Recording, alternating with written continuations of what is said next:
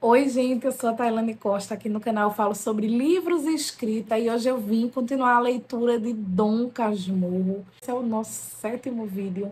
Eu vou começar no capítulo 18 e vou até o capítulo 20.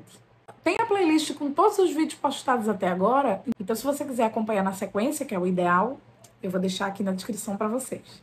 Capítulo 18, um plano. Pai nem mãe foram ter conosco, quando Capitu e eu, na sala de visitas, falávamos do seminário. Com os olhos em mim, Capitu queria saber que notícia era que me afligia tanto. Quando lhe disse o que era, fez-se cor de cera. Mas eu não quero, acudi logo. Não quero entrar em seminários. Não entro. É escusado teimarem comigo. Não entro. Capitu, a princípio, não disse nada.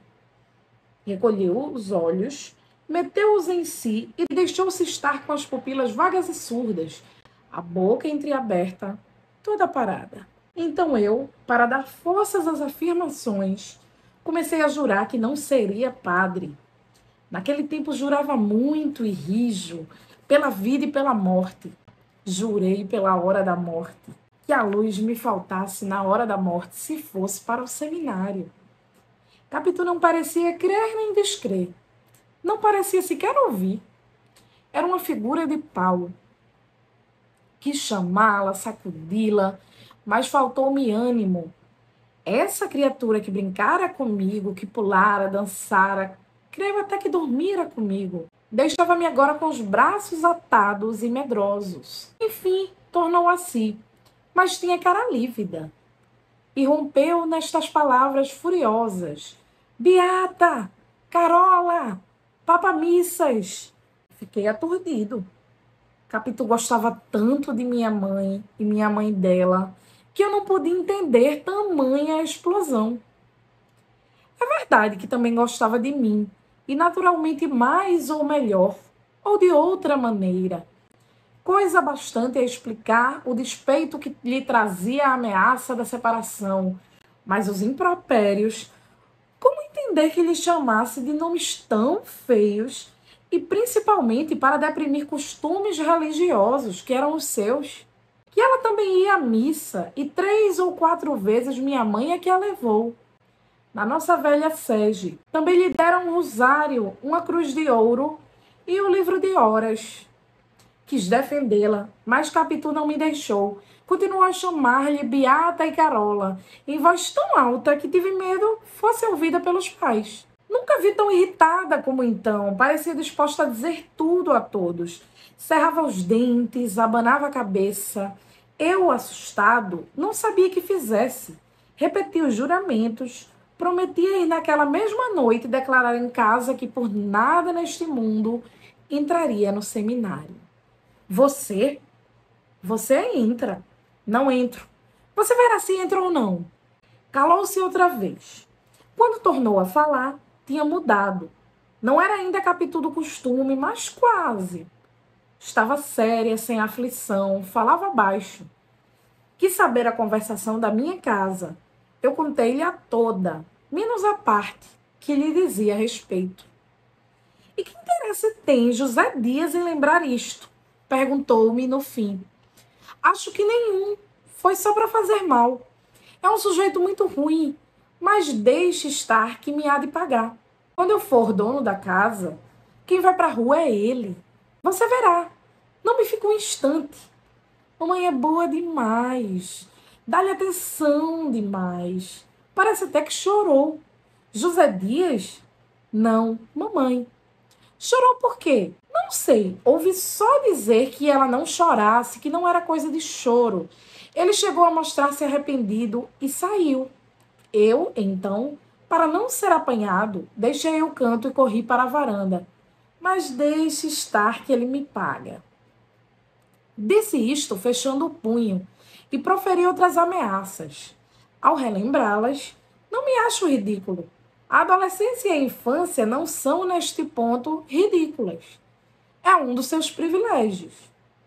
Este mal ou este perigo começa na mocidade, cresce na madureza e atinge o maior grau na velhice. Aos 15 anos, há graça em ameaçar muito e não executar nada. Capitu refletia. A reflexão não era coisa rara nela, e conheciam-se as ocasiões pelo apertado dos olhos. Pediu-me algumas circunstâncias mais, as próprias palavras de uns e de outros, e o tom delas. Como eu não queria dizer o ponto inicial da conversa, que era ela mesma, não lhe pude dar toda a significação. A atenção de Capitu estava agora particularmente nas lágrimas de minha mãe. Não acabava de entendê-las. Em meio disto, confessou que certamente não era por mal que minha mãe me queria fazer padre. Era a promessa antiga que ela, temente a Deus, não podia deixar de cumprir. Fiquei tão satisfeito de ver que assim espontaneamente reparava as injúrias que lhe saíram do peito pouco antes, que peguei da mão dela e apertei-a muito. Capitu deixou-se ir, rindo. Depois a conversa entrou a cochilar e dormir. Tínhamos chegado à janela, um preto que desde algum tempo vinha apregoando cocadas. Parou em frente e perguntou: Sinhazinha, quer cocada hoje? Não, respondeu Capitu. Cocadinha tá boa, vá-se embora, replicou ela, sem rispidez. Dê cá, disse eu descendo o braço para receber duas. Comprei-as, mas tive de as comer sozinho. Capitu recusou. Vi que, em meio da crise, eu conservava um canto para as cocadas, o que tanto pode ser perfeição como imperfeição, mas o momento não é para definições tais. Fiquemos em que a minha amiga, apesar de equilibrada e lúcida, não quis saber de doce. E gostava muito de doce. Ao contrário, o pregão que o preto foi cantando, o pregão das velhas tardes, tão sabido do bairro e da nossa infância. Chora, menina, chora, chora porque não tem vintém. A modo que lhe deixara uma impressão aborrecida. Da toada não era. Ela a sabia de cor e de longe. Usava repeti-la nos nossos jogos da puerícia, rindo, saltando, trocando os papéis comigo, ora vendendo, ora comprando um doce ausente. Creio que a letra, destinada a picar a vaidade das crianças, foi que a enojou agora. Porque logo depois me disse: se eu fosse rica, você fugia, metia-se no paquete e ia para a Europa. Dito isto, espreitou-me os olhos, mas creio que eles não lhe disseram nada ou só agradeceram a boa intenção. Com efeito, o sentimento era tão amigo que eu podia escusar o extraordinário da aventura. Como vês, Capitu, aos 14 anos, tinha já ideias atrevidas, muito menos que outras que lhe vieram depois. Mas eram só atrevidas em si. Na prática faziam-se hábeis, sinuosas, surdas, e alcançavam o fim proposto, não de salto, mas aos saltinhos. Não sei se me explico bem, supondo uma concepção grande e executada por meios pequenos. Assim, para não sair do desejo vago e hipotético de me mandar para a Europa, Capitu, se pudesse cumpri-lo, não me faria embarcar no paquete e fugir. Estenderia uma fila de canoas daqui até lá, por onde eu, parecendo ir à fortaleza da laje em ponte movediça, iria realmente até Bordéus, deixando minha mãe na praia à espera. Não era feição particular do caráter da minha amiga, pelo que não admira que, combatendo os meus projetos de resistência franca, fosse antes pelos meios brandos, pela ação do empenho, da palavra, da persuasão lenta e diuturna, e examinasse antes as pessoas com quem podíamos contar. Rejeitou o tio Cosme, era um boa-vida. Se não aprovava a minha ordenação, não era capaz de dar um passo para suspendê-la. Prima Justina era melhor que ele, e melhor que os dois seria o padre Cabral, pela autoridade. Mas o padre não havia de trabalhar contra a igreja, só se eu lhe confessasse que não tinha vocação. Posso confessar? Pois sim, mas seria parecer francamente. E o melhor é outra coisa. José Dias. Que tem José Dias? Pode ser um bom empenho, Mas se foi ele mesmo que falou, não importa, continuou Capitu. Dirá agora outra coisa. Ele gosta muito de você. Não lhe fale acanhado. Tudo é que você não tenha medo. Mostre que devia ser dono da casa. Mostre que quer e que pode. Dê-lhe bem a entender que não é favor. Faça-lhe também elogios. Ele gosta muito de ser elogiado. Dona Glória presta-lhe atenção, mas o principal não é isso. É que ele, tendo de servir a você, falará com muito mais calor que outra pessoa. Não acho não, Capitu. Então vá para o seminário. Isso não. Mas que se perde em experimentar? Experimentemos. Faça o que lhe digo. Dona Glória pode ser que mude de resolução. Se não mudar, faz-se outra coisa. Mete-se então o Padre Cabral. Você não se lembra como é que foi ao teatro pela primeira vez há 2 meses? Dona Glória não queria e bastava isso para que José Dias não teimasse. Mas ele queria ir e fez um discurso. Lembra-se? Lembro-me, disse que o teatro era uma escola de costumes. Justo, tanto falou que sua mãe acabou consentindo e pagou a entrada aos 2. Ande, peça, mande. Olhe, diga-lhe que está pronto a ir estudar leis em São Paulo. Estremeci de prazer. São Paulo era um frágil biombo, destinado a ser arredado um dia, em vez da grossa parede espiritual e serena. Prometi falar a José Dias nos termos propostos. Capitu repetiu-os, acentuando alguns como principais, e inquiria-me depois sobre eles, a ver se entendera bem, se não trocara uns por outros. E insistia em que pedisse com boa cara, mas assim como quem pede um copo de água à pessoa que tem a obrigação de o trazer. Conto estas minúcias para que melhor se entenda aquela manhã da minha amiga.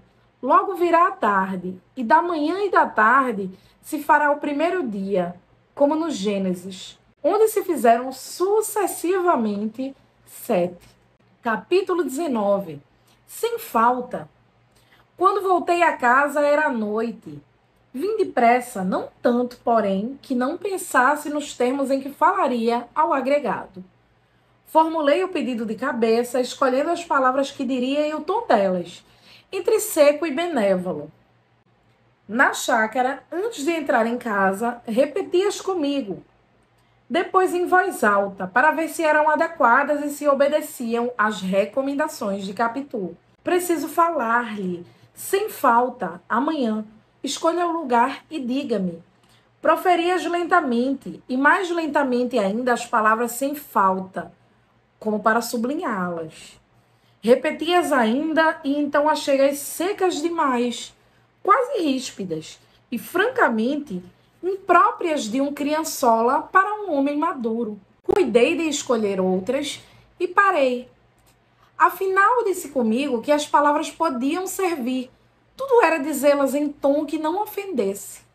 E a prova é que, repetindo-as novamente, saíram-me quase súplices. Bastava não carregar tanto, nem adoçar muito. Um meio termo. E Capitu tem razão, pensei. A casa é minha. Ele é um simples agregado. Jeitoso é. Pode muito bem trabalhar por mim e desfazer o plano de mamãe. Capítulo 20. 1000 Padre Nossos e 1000 Ave-Marias. Levantei os olhos ao céu, que começava a embruscar-se, mas não foi para vê-lo coberto ou descoberto. Era o outro céu que eu erguia a minha alma. Era o meu refúgio, ao meu amigo. E então disse de mim para mim: prometo rezar 1000 Padre Nossos e 1000 Ave-Marias, se José Dias arranjar que eu não vá para o seminário. A soma era enorme. A razão é que eu andava carregado de promessas não cumpridas. A última foi de 200 Padre Nossos e 200 Ave-Marias, se não chovesse em certa tarde de passeio a Santa Teresa. Não choveu, mas eu não rezei as orações. Desde pequenino acostumara-me a pedir ao céu os seus favores, mediante orações que diria se eles viessem. Disse as primeiras, As outras foram adiadas e, à medida que se amontoavam, iam sendo esquecidas. Assim cheguei aos números 20, 30, 50, entrei nas centenas e agora no milhar. Era um modo de peitar a vontade divina pela quantia das orações. Além disso, cada promessa nova era feita e jurada no sentido de pagar a dívida antiga. Mas vão lá matar a preguiça de uma alma que a trazia do berço e não a sentia atenuada pela vida. O céu fazia-me o favor, eu adiava a paga. Afinal, perdi-me nas contas. 1000, repeti comigo. Realmente, a matéria do benefício era agora imensa, não menos que a salvação ou o naufrágio da minha existência inteira. 1000. Era preciso uma soma que pagasse os atrasados todos. Deus podia muito bem, irritado com os esquecimentos, negar-se a ouvir-me sem muito dinheiro. Homem grave, é possível que essas agitações de menino te enfadem, se é que não as achas ridículas. Sublimes não eram. Cogitei muito no modo de resgatar a dívida espiritual. Não achava outra espécie em que, mediante a intenção, tudo se cumprisse, fechando a escrituração da minha consciência moral sem déficit. Mandar dizer sem missas, ou subir de joelhos a ladeira da glória para ouvir uma, ir à Terra Santa. Tudo o que as velhas escravas me contavam de promessas célebres, tudo me acudia, sem se fixar de vez no espírito. Era muito duro subir uma ladeira de joelhos. Devia feri-los por força. A Terra Santa ficava muito longe. As missas eram numerosas. Podiam empenhar-me outra vez a alma. Eu espero que vocês tenham gostado desse vídeo. Não deixe de curtir, de se inscrever no canal, de compartilhar para um amigo seu que também gosta de leitura. E me diz o que é que você está achando da leitura de Dom Casmurro. Tchau, um beijo enorme e até o próximo vídeo.